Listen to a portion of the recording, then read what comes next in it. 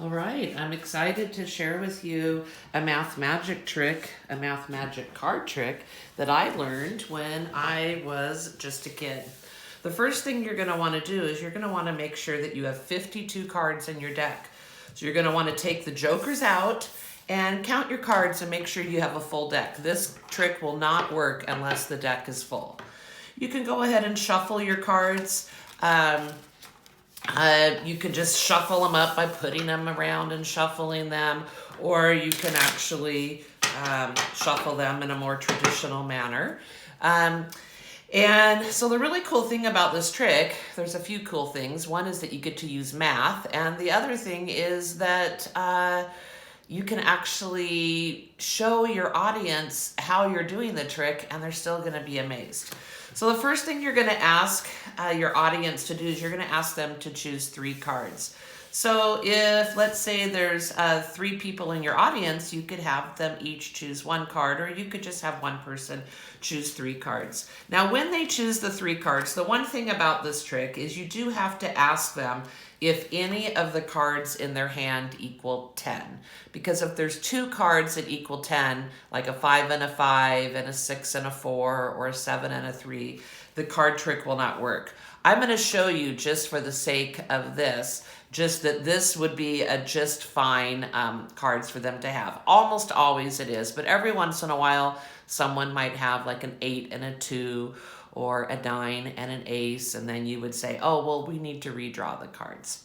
Okay, so we do happen to know this, but it's okay because I'm still going to show you how to do the trick, and you're going to see how we would be able to figure out that these were the 3 mystery cards. So I'm going to set those aside.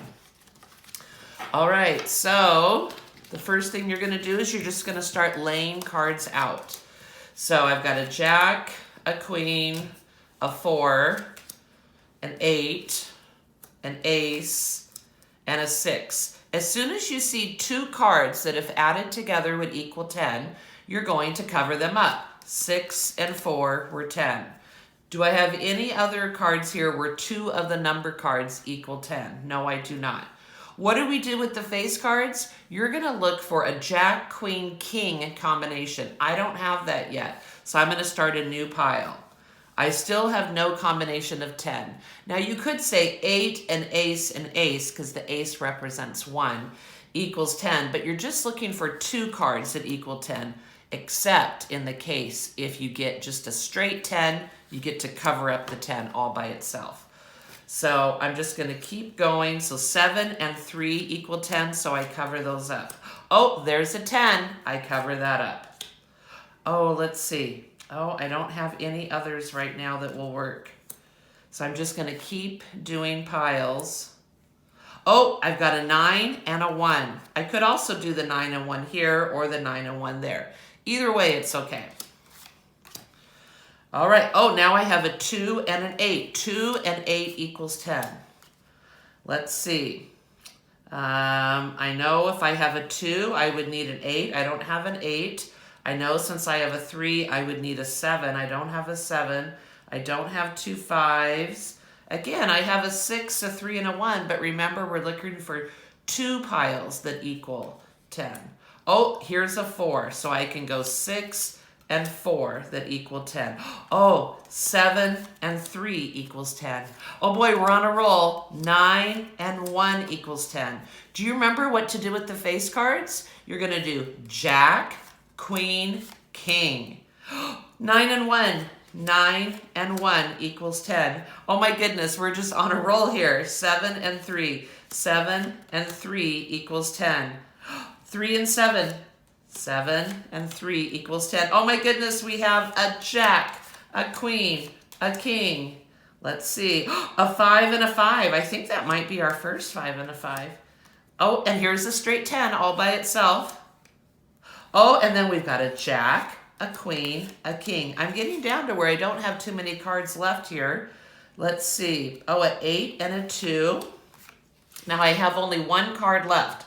So the only thing I could do is if I had a 10 all by itself, because I can't cover up just half of an equation that equals 10.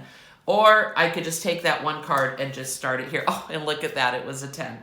All right, now what I'm going to do, now that I have no cards left on my hand, is now I'm going to pick up the piles, and I'm going to do them following the same rules. So I could say 2 and 8 equal 10. So I'm going to pick up those piles. Another 8 and 2 equals 10. I'm going to pick up those piles. 5 and 5 equals 10. I'm going to pick up those piles. 6 and 4 equals 10. I'm going to pick up those piles. Of course, 10 equals 10. And 6 and 4 equals 10. So now I have to ask myself, what would I need for the ace to get picked up? Well, I would need something to add to it that would make 10. That would be 9. So I have a 9 that's missing. So I know that in the 3 piles, in the pile of 3 cards, there is a 9. What would I need to pick up that queen? I would need a jack and a king. So I know that in my mystery pile that there would be a 9 and a jack and a king. So even by showing your audience members even how you're doing the trick, they'll still be pretty amazed. So it's a pretty fun trick, and I hope that you have fun learning it and practicing it, which I think even that in itself is fun. And then when you are able to get an audience, I hope you have fun showing this trick to others.